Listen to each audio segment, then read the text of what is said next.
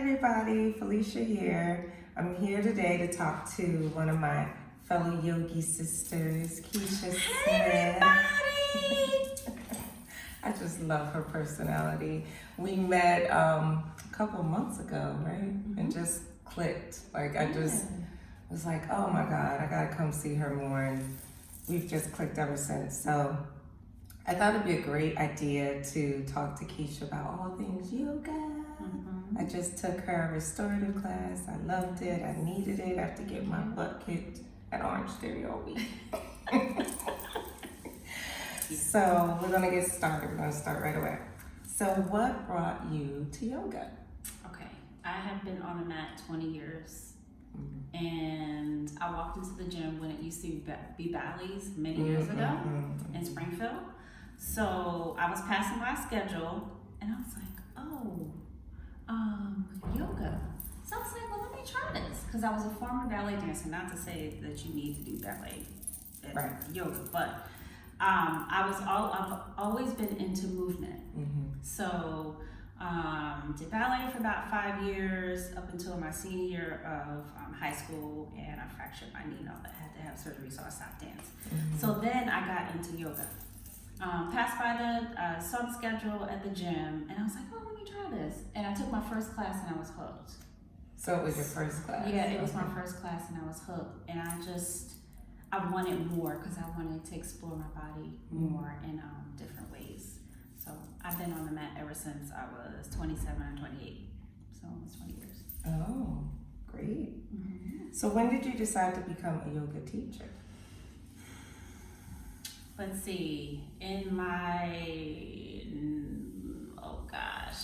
I got my teacher certification in 2011, but before that I found myself, I loved my practice, but I found that I was gravitating. I would see people at the gym and I would see them practicing, and I would gravitate towards them and say, hey, have you tried the pose this way?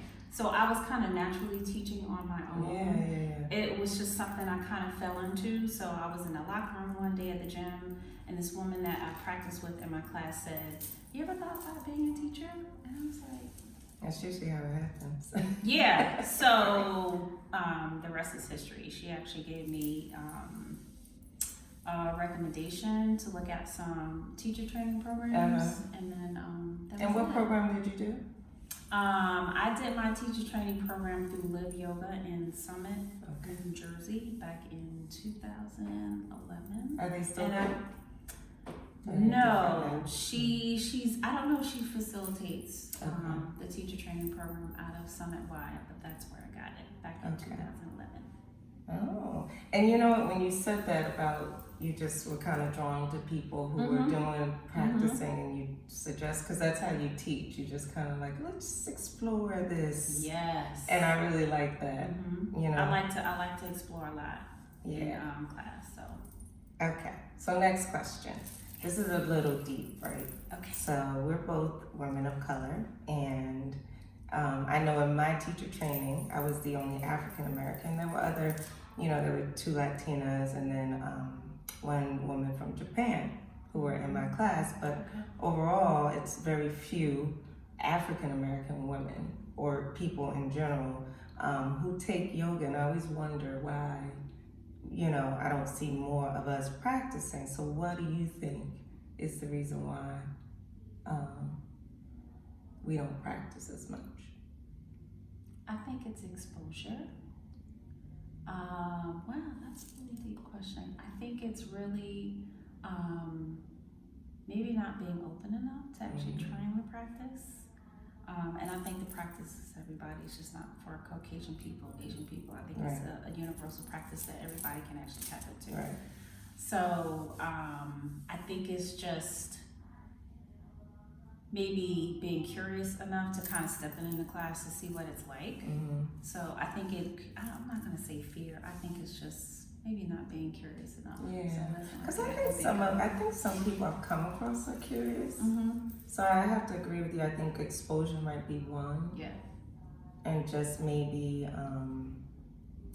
unsure of what to expect maybe. Right, unsure of what the practice is, because I think some people may think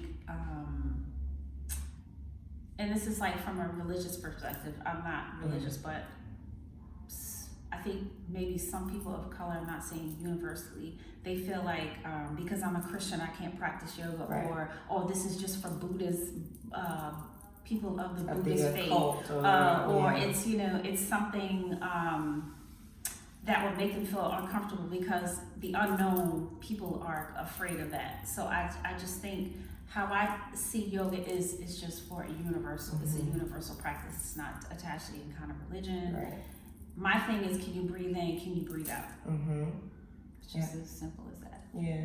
Good So, answer. Good answer. Thank you. But I would love to see more of us practicing. I Yes. feel like, especially in our community, because we have so many, serious illnesses and ailments, Yeah. that are And just emotional issues too. and mental wellness is an issue, Yeah. emotional. So Right. I feel like yoga would benefit so many people. Definitely. Okay. So what is your favorite pose and why? I have a lot of favorite Today, poses. right now. Okay, so I'll say I love arm balances because I like to challenge myself. So as I love to invert. Huh? So be upside down. Okay. So I love inversions. Any of them? Any of them. I like to tap into all of them. Okay. Yes. All right. And where can people find you? People can find me at Yoga Essence in Denellen, New Jersey, on South Avenue. The website is www.yogaessence.com. And also we have 3 locations here in Denellen, Lebanon, and also New Providence. Yeah. Can they find you on social media? Yes, they can find me on social media too. My handle is at Fire Frequency on Instagram. And she's a mess. You gotta follow her. Yes, I believe in laughter because I think humor is important. So, cracks me up. yeah, I definitely show my personality on social media. Well, thank you, honey, for agreeing to do this. Thank you. Oh, Appreciate the time. Oh, thank you. That was fun. And I thank you all for watching, and I'll be back soon with another person to ask questions to. Bye.